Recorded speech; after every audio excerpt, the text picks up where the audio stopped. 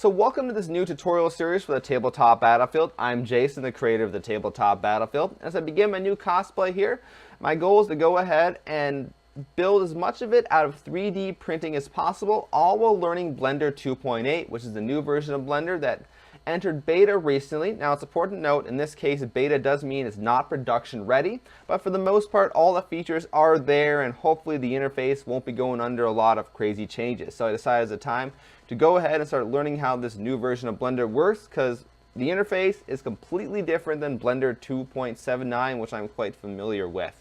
And you'll see that as we go through this tutorial. And yes, these are going to be kind of lengthy videos, because I'm giving you some very detailed steps on how to build these things in Blender. And the cosplay I'm going to be working on, as you can see in the corner up there, is the UNSC Marine from Halo 3. I've always wanted to build myself one of these suits of armor, and now that I've got a whole 3D printer that can do some cool different materials, it's time to go ahead and dive into that. And the first part we're working on here, this is the hip armor, or the kind of thigh armor that they wear. And I chose this piece in particular because it's actually a very simple piece and a great way to start modeling objects in Blender. So in order to begin, we have to take a look at the actual reference photos that I have and figure out how to turn what's in the reference photo into something that we can build in Blender. So let's start with that right now. So now before we go ahead and dive into Blender and start modeling things, we have to understand the piece that we're modeling. Because what you're going to discover as you go along through this build process is that video games cheat when it comes to their 3D models. They use things such as bump mapping as well as shading to kind of actually make things look different than the 3D geometry that's actually representing that piece.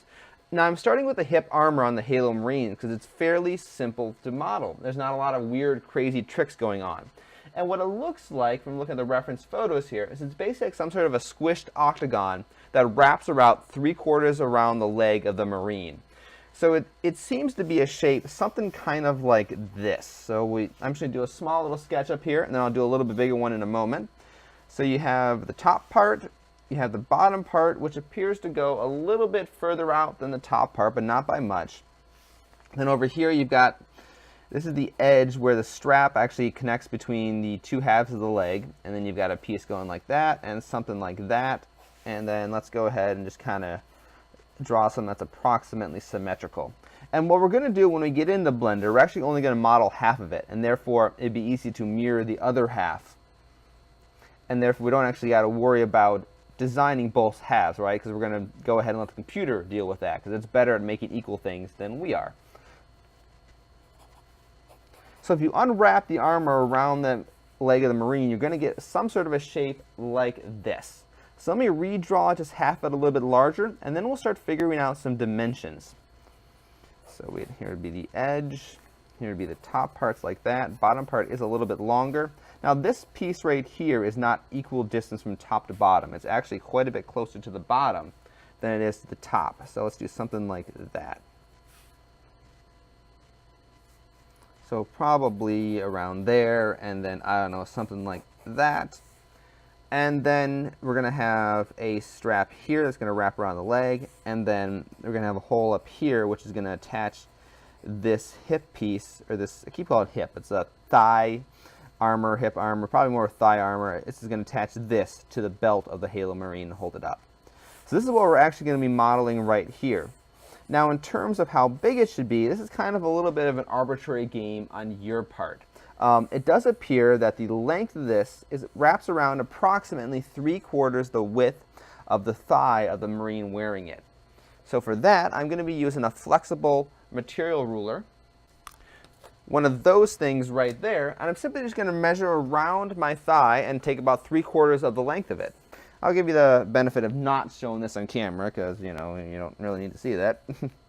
If I take the circumference of my thigh, take about 3/4 of it, you're looking at the whole thing being around 13 to 14 inches, maybe a little bit less than that.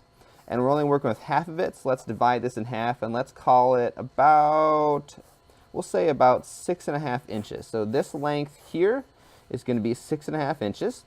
Now for these pieces where the straps attach, I'm going to be using 1-inch straps. I'll explain how I came to that measurement in a future tutorial because it depends on the belt hook that sits up here, but we'll get to that later. So I want this thing here to be a little bit more than 1 inch, so let's say 1.25 inches, and then this piece here would be half that, because the other half gets reflected over here, so 0.75 inches, and we'll make these be about 0.5 inches. As for the rest of these pieces, you just kind of eyeball it, because you have one measurement you know is correct, which is this. And then just kind of look at the way the marine is and kind of fill in these other distances accordingly. So this right here, you just kind of look at how the piece sits in the marine and kind of do a similar measurement on your own leg.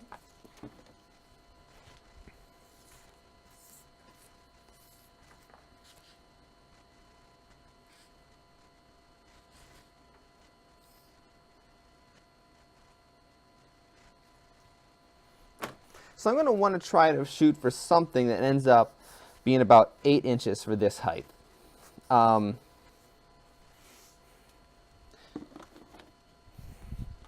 And then for the rest of these, I'm just going to kind of eyeball what I see in the model, and we'll come up with some measurements.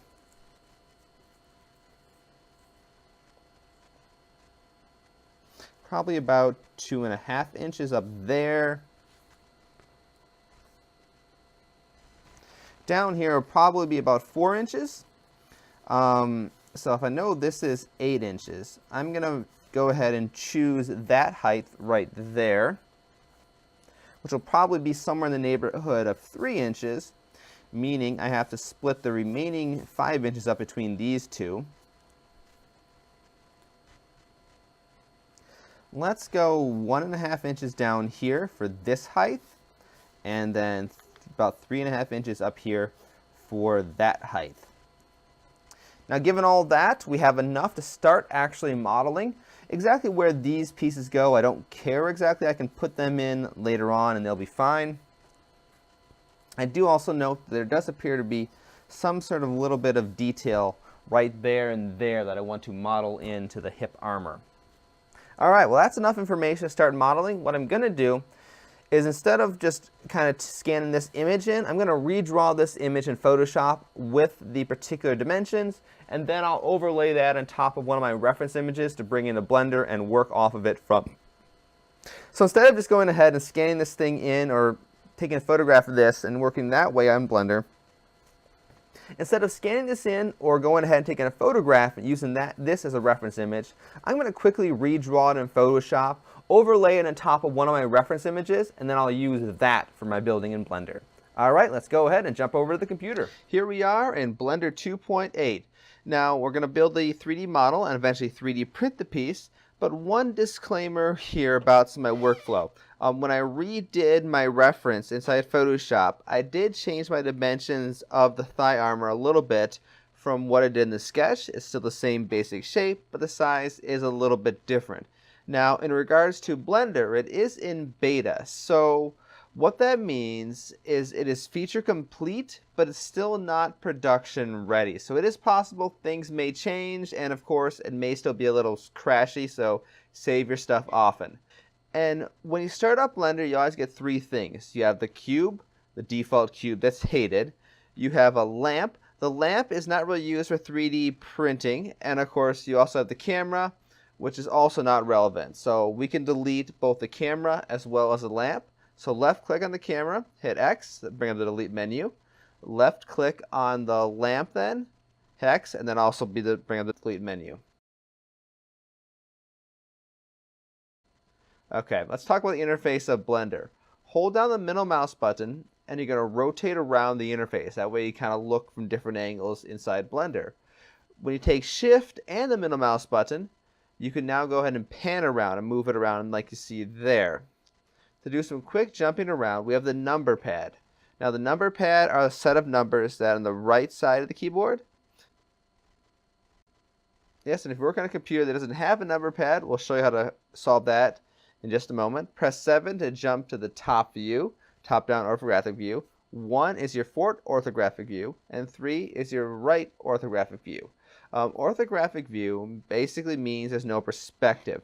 So everything is the same length no matter how far it is from the camera.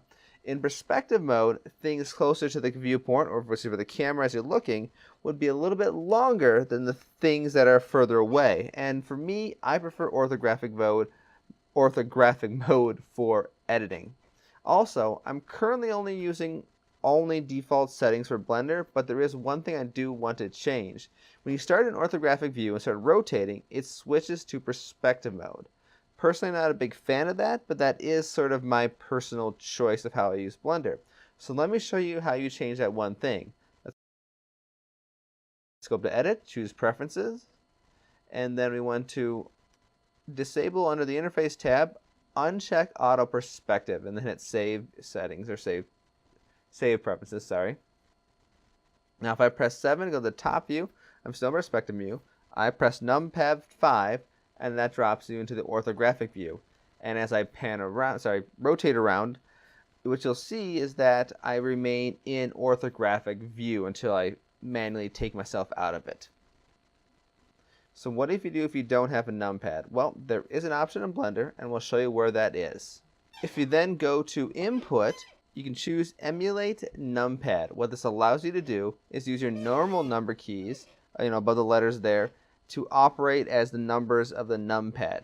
Now, this will affect some other functionality in Blender, but for the most part, I wouldn't worry too much about it, because the number keys, the ones that were above the letters, what they did in Blender 2.79 doesn't actually exist in Blender 2.8 anymore. So I wouldn't worry too much about the loss of functionality. It's far more important to be able to quickly swap the camera around than whatever those number keys did.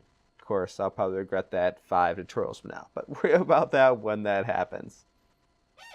And then whenever you make any change to the Blender preferences, always choose Save Preferences and close the window out. So before we start modeling, I want to switch over to the modeling view. You see this along the top of the screen here. There's a whole bunch of default layouts you can choose from. Now, it's important to note all this does is change the layout of the windows. So let's choose modeling, and it gives you a little bit more space to model. In particular, what it gets rid of is the animation timeline down at the bottom, which animation bar, well, that really isn't terribly useful for just modeling. It's a 3D animation thing, right? And the final thing we want to do before we start modeling is bring in our reference images. Back in Blender 2.79, we had background images. Now in 2.8, those are gone. Instead, we add them just like anything else. So press Shift A, go down to Image, and choose Reference, and let's find our reference image in our files in our computer.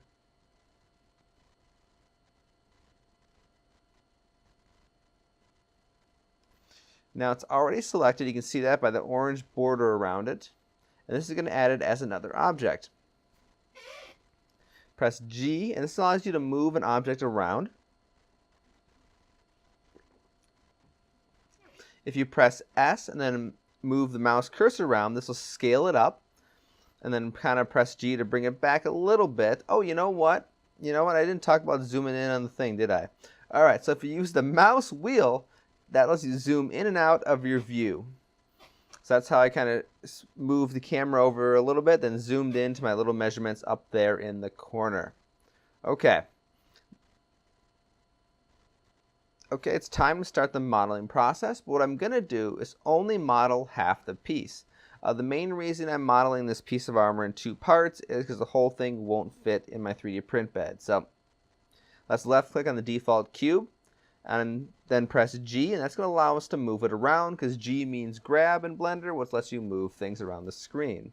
I'm just dragging it off to the side here, and let's get the rough basic shape of our object.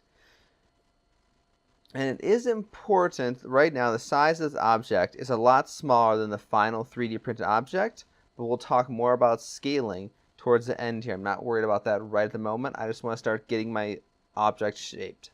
Press Tab, this will swap us into edit mode, and then press Z, which allows you to change how the viewport looks. I want to choose wireframe. A lot of my editing is going to be done in the wireframe, and as I move the camera around here, you can see that I can kind of see through the cube. That's what wireframe is. It basically makes all the edges more or less transparent.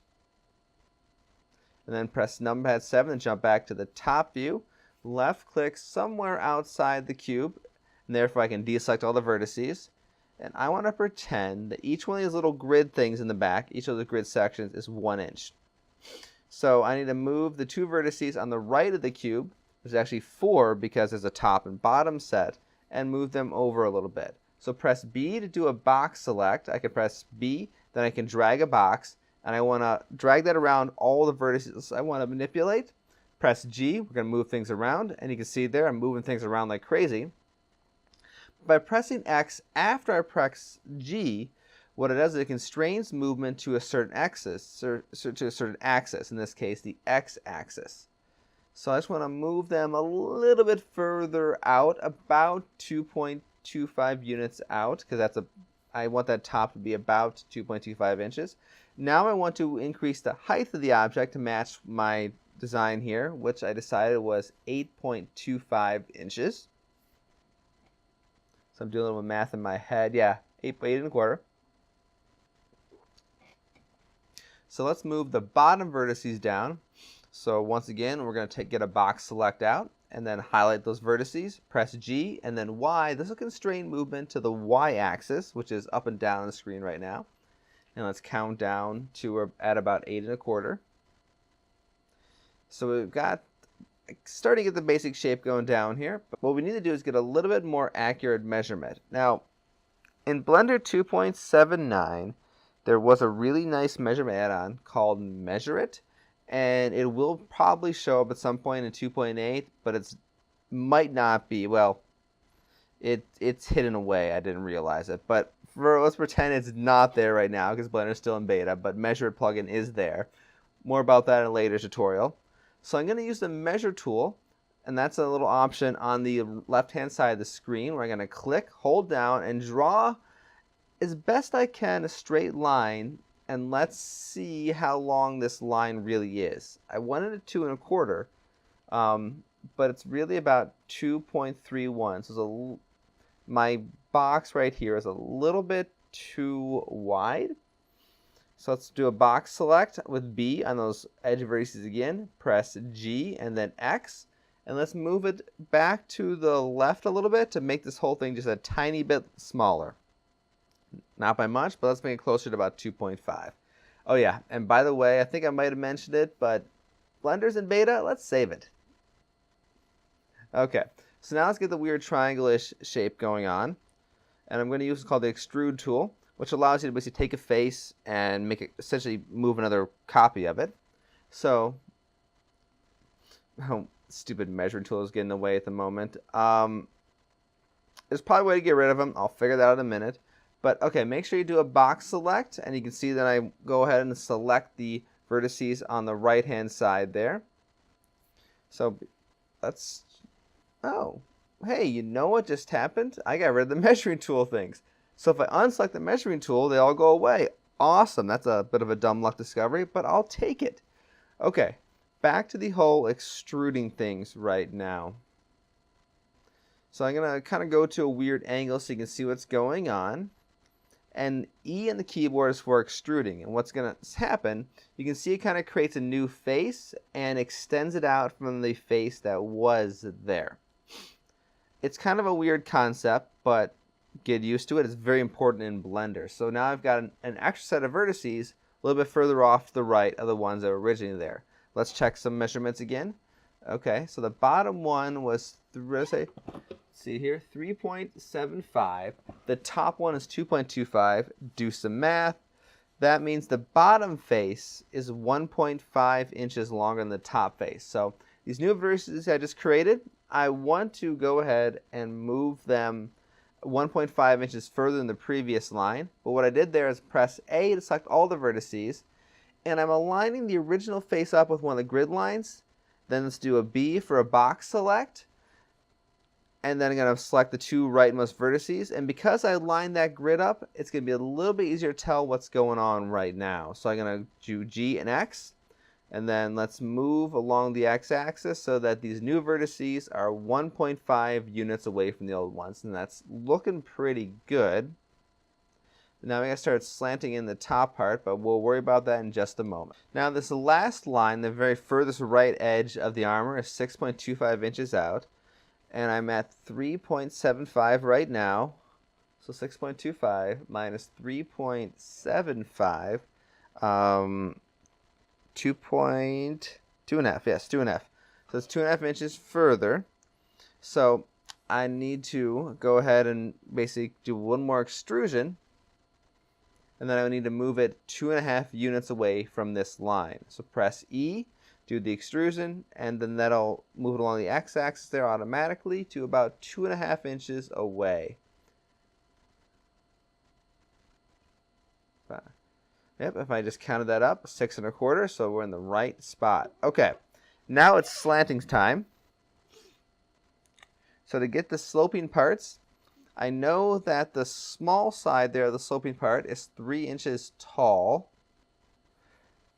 And then it's 3.5 units from the top. But let's start with making it 3 units tall. And those two vertices that I got selected right now are going to form that 3 units tall object. So press S for scale, and then press Y to lock the scaling along the Y-axis.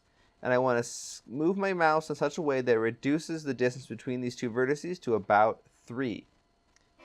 And then press G and Y, and then of course it's going to move these vertices. Oh, you know what? Sorry, I'm a little bit too big. Do S for scale, Y again, make it a little bit smaller, then G, Y, and that's looking pretty good. How far does that have to be up? So 8.25 minus 3.5 minus 3, that's 6.5.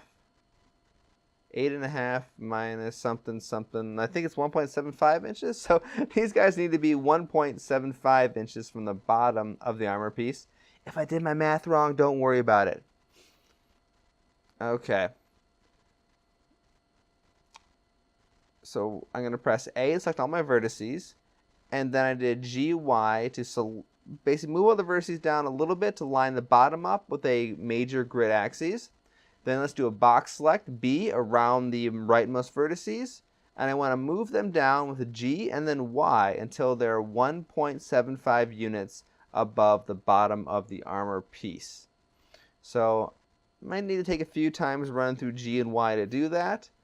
But now I've got the basic shape here. But the bottom's correct, but the top is not. Because, right, the top's a little bit smaller than the bottom. So let's do a box select around that top vertice right there. It's actually 2 vertices. This is important to note. There's a reason why I'm doing a box select, because there's actually 2 vertices there I want to select.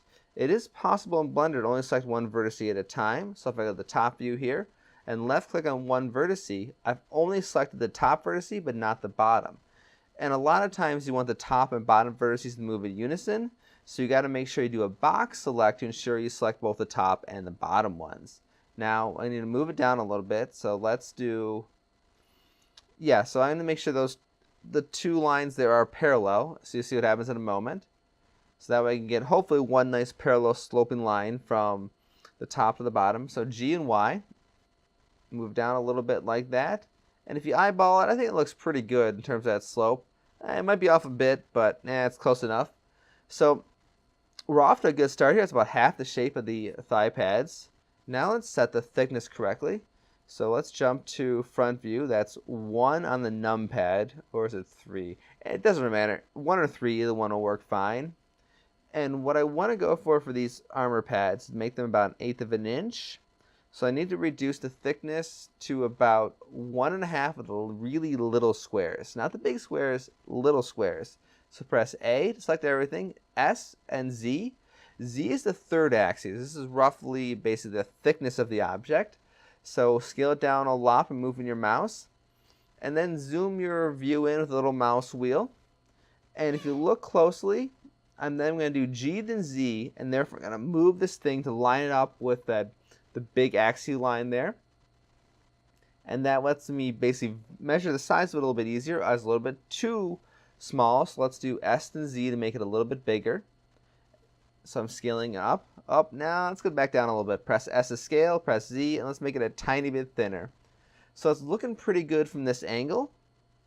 And I got the basic shape. The basic shape of this thigh pad is ready to go. Yeah, let's go ahead and save it again. And of course the file name is hip armor, but bit of an oops, but I think we'll be alright. Okay, now we got to cut in some strap holes. There's 2 of them. One that connects the 2 halves of the thigh armor together, and one that connects this piece to the belt. So let's go to the top view, press 7 on your keypad, And we're going to be doing something called a Boolean operation, but that's step 2 of this process. And we're going to create some objects to punch a hole through this armor piece. And looking at my reference here, I can't quite tell exactly what shape these would be, so let's just make them a rectangle. Let me talk about edit mode versus object mode. We've been in edit mode all this time. I want to press tab to swap into object mode. Everything here is basically an object. An object is one or more meshes, blah, blah, blah. Fancy math terminology, don't worry about it.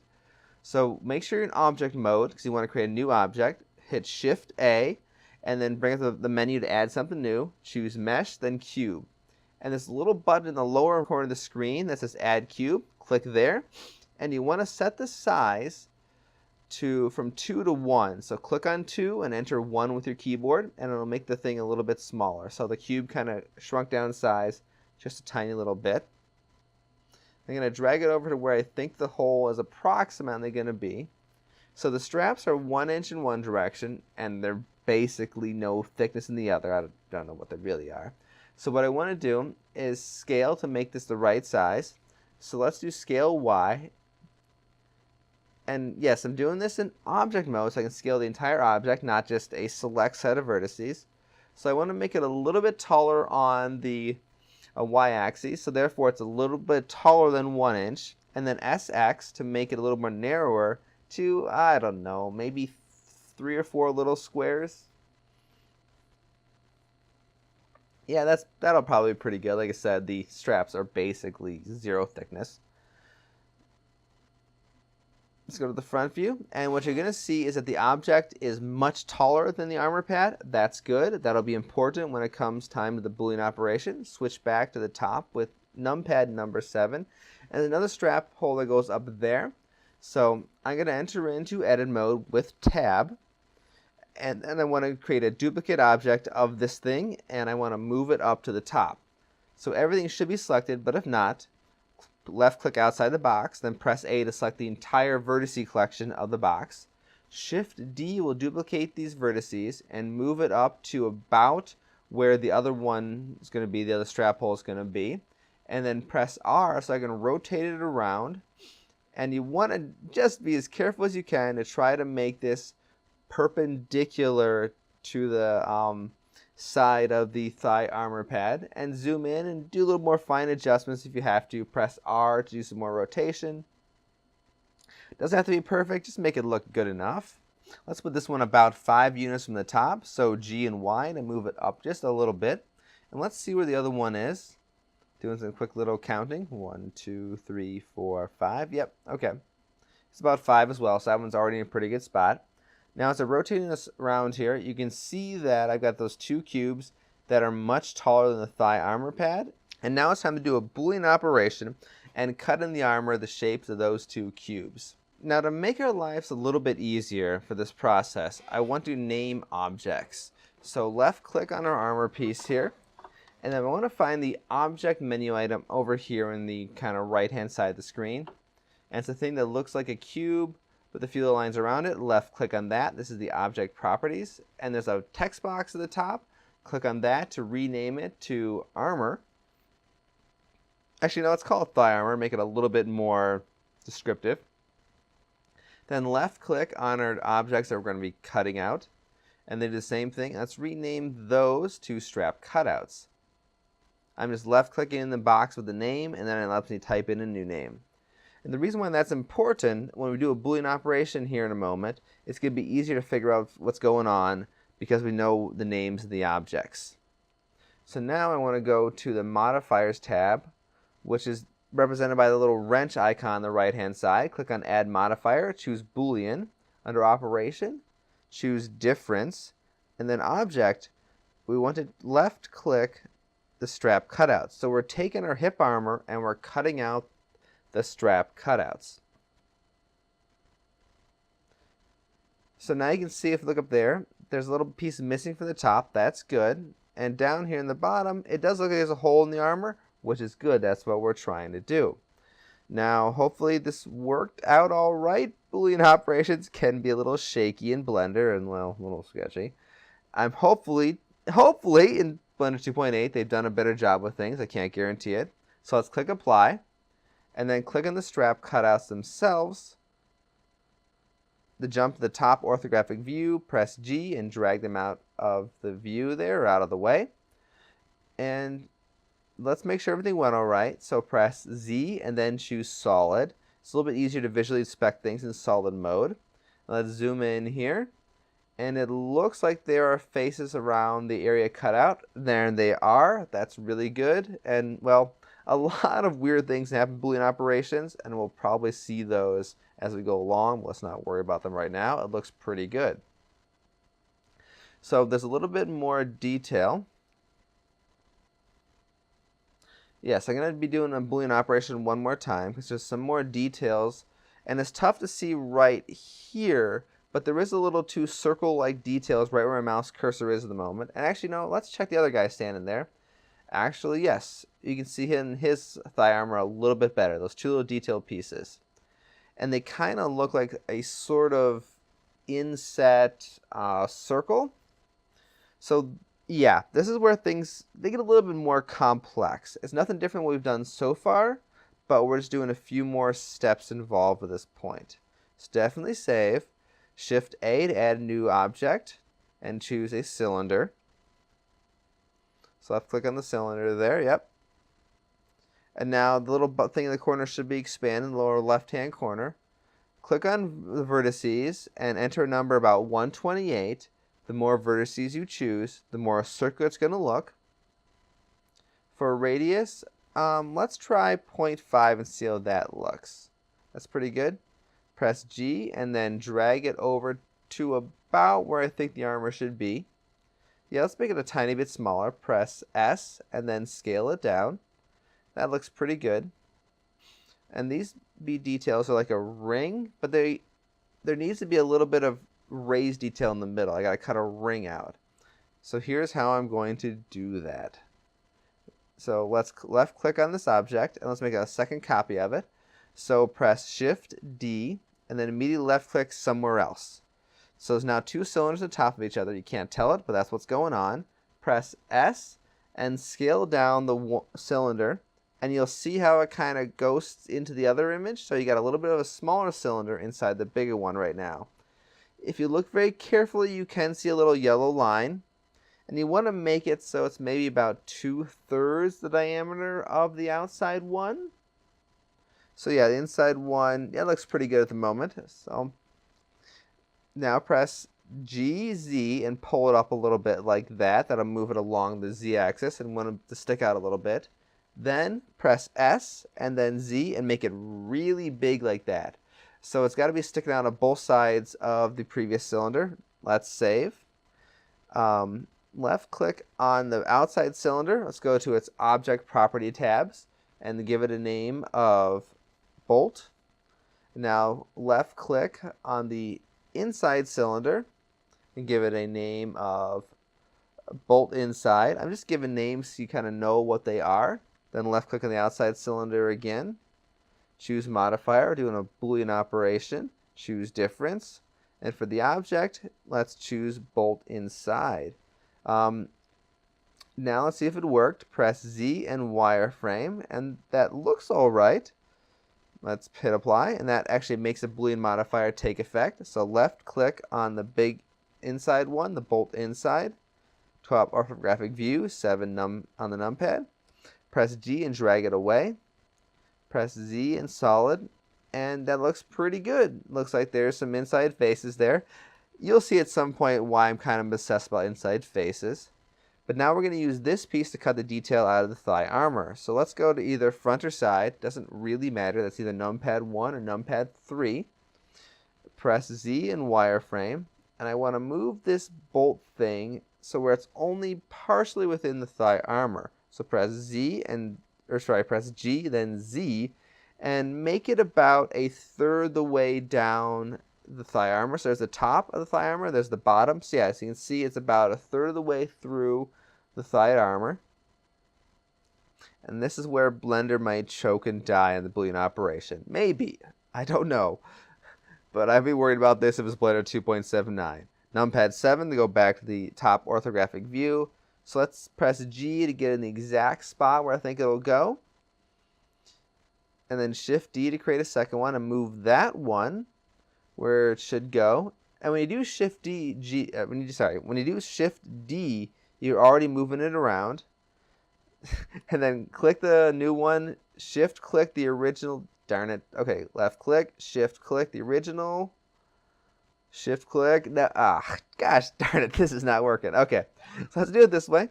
Let's go to the side view, left click the new one, hold down Shift, left click the old one, so now they're both selected without selecting the hip armor. Now let's go back up to the top, numpad 7, Control J, and that'll merge those two guys into one object. And now it's time for the Boolean operation. Oh, they're still called both, that's good to know. Let's click on the thigh armor, left click on it, go to the modifiers tab, the little wrench. Let's do Boolean operation, difference, and then choose bolt for the object. And it's looking all right. We'll find out in a moment. I don't know. Give it a moment. We'll see what happens. Let's hit apply.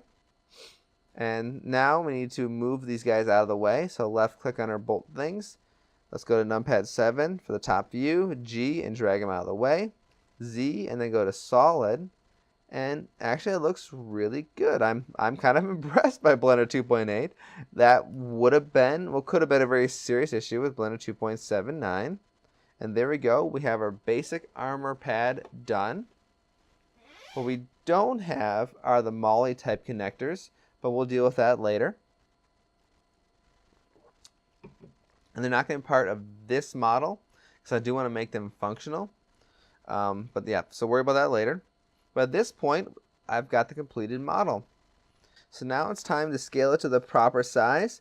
And while I was fiddling with this to get this right, in the process, I figured out where the awesome measuring tools are.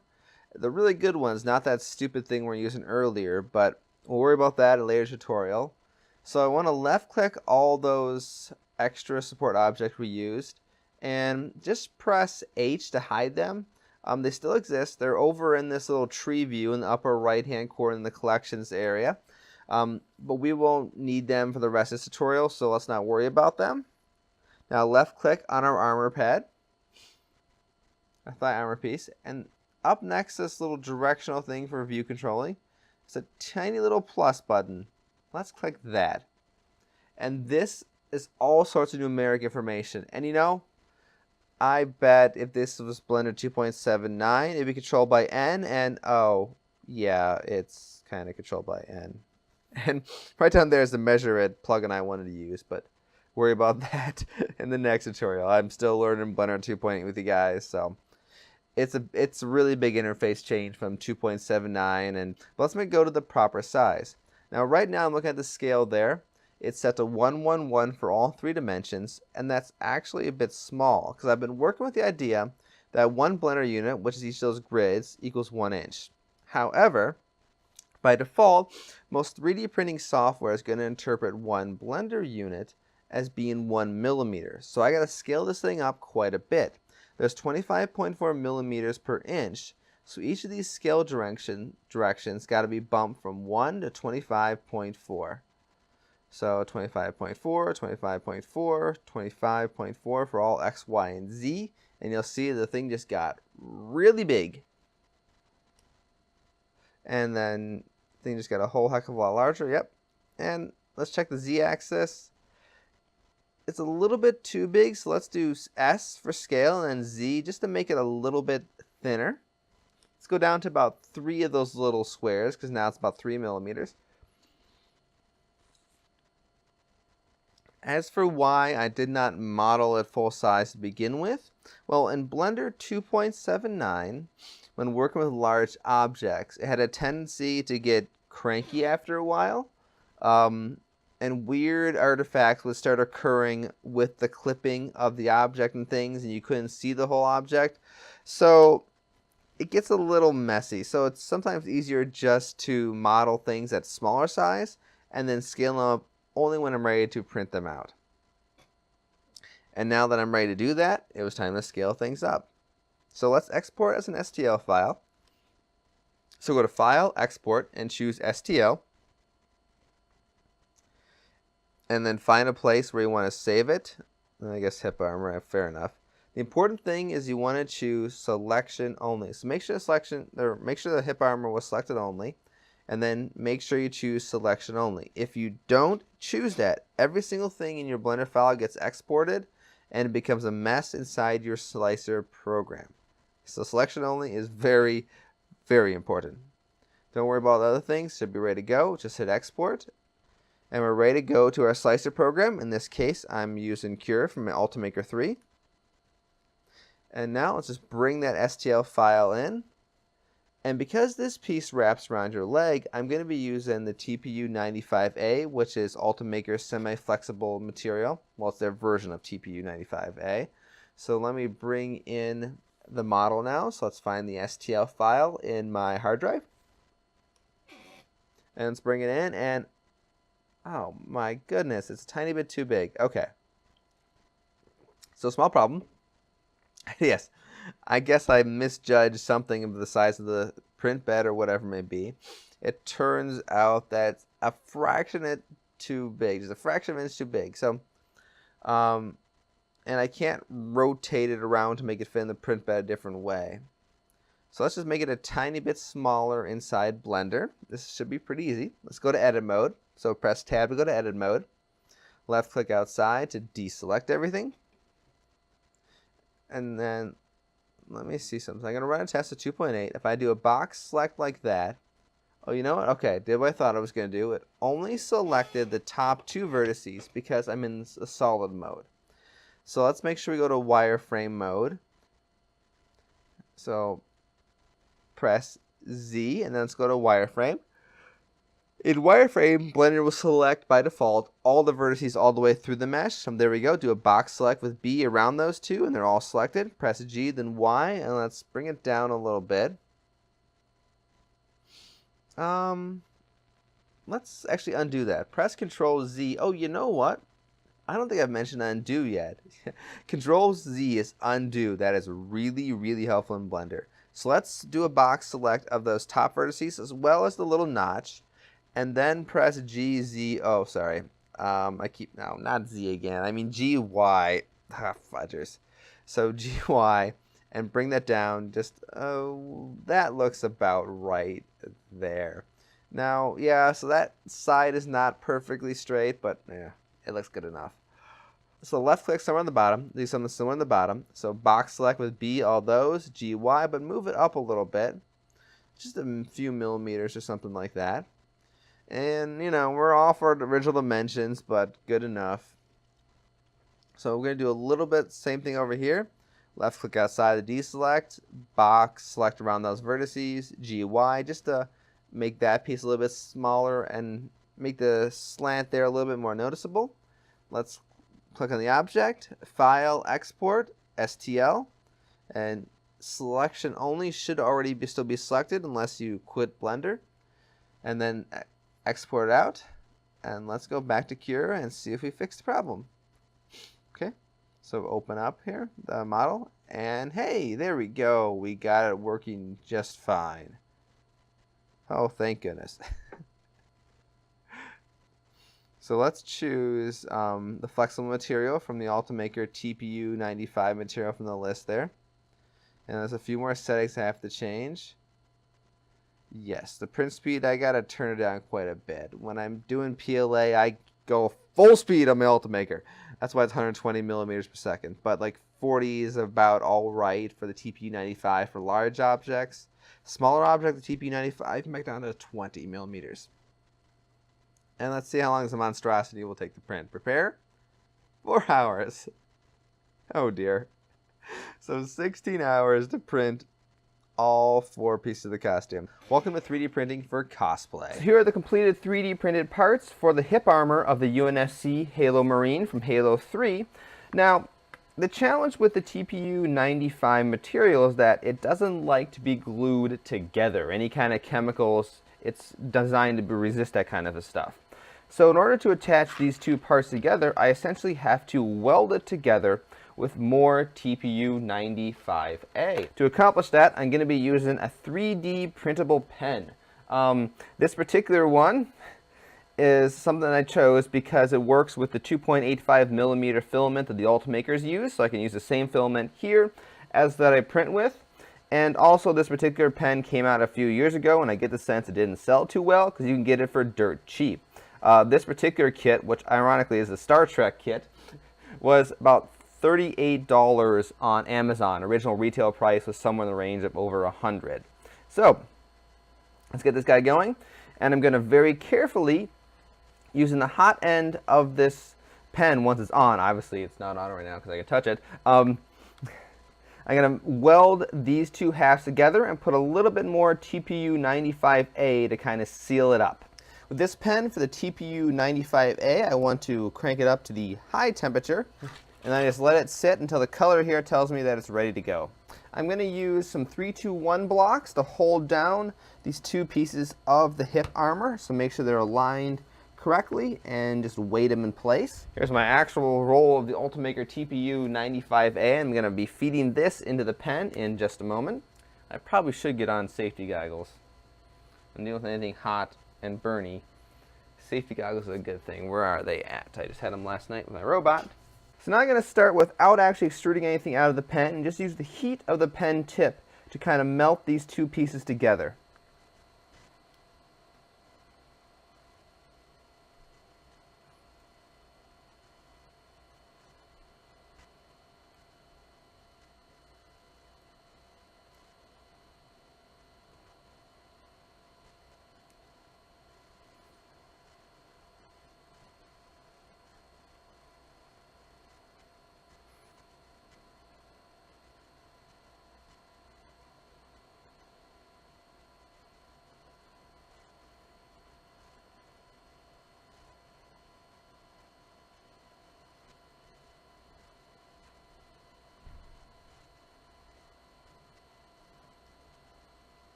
There. Now it's time to add a little more filament to help secure these two halves together. I'm going to use the slow option on the pen to just very carefully, once again, go through with the hot tip of the pen, melting the two pieces together, but then adding a little bit of the slow filament to fill in the areas that I kind of create by melting them together. There's almost no way here not to create some sort of a mess, but do the best you can.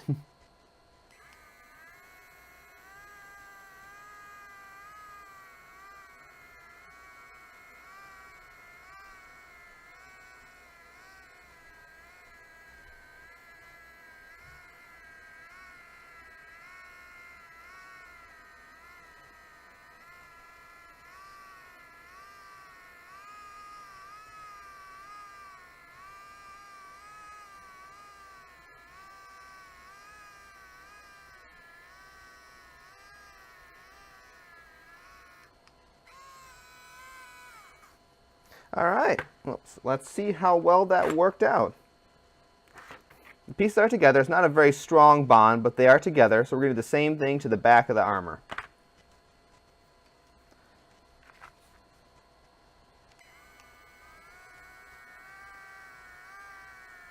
And you can put a little bit more of the filament on this side, since this is the side that's not going to be easily visible, because this is the side that's going to be up against your legs.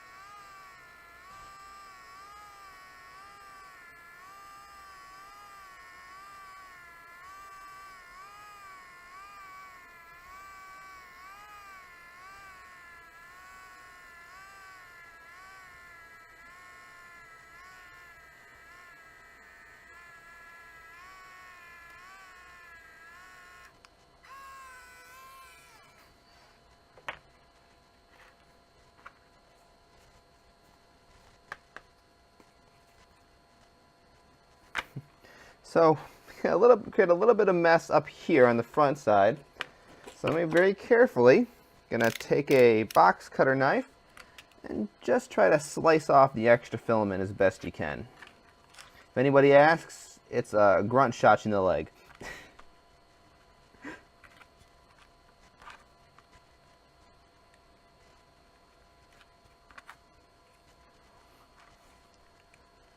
Could probably do the same thing along here.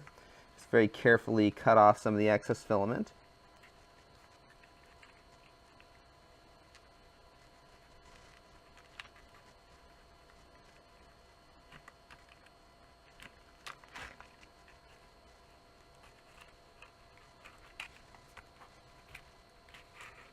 Well, there we go. That is your completed armor piece. That's pretty strong and should be able to wrap around your leg without any issue. That's our completed armor piece here. It looks pretty good. It's welded together fairly well, so it should stay in your leg nice and tight. As for the straps, we'll deal with that in a future episode of this show. So for now, let's call this tutorial done. So once again, I'm Jason, the creator of the Tabletop Battlefield. Thank you guys all for watching this Blender 2.8 for cosplay video. Go ahead and subscribe to me here on YouTube to get the next episodes in this series, because I'm going to be going more in depth into more advanced features in Blender. So thank you guys all for watching, and have a good night, or a good morning, or whatever time it is, wherever you live.